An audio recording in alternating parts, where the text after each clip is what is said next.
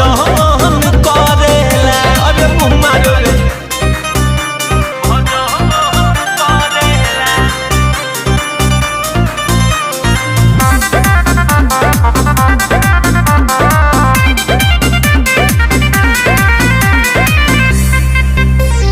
करेला उ जादू मंत्र कोरावा सुता के झाड़ फूक ना करे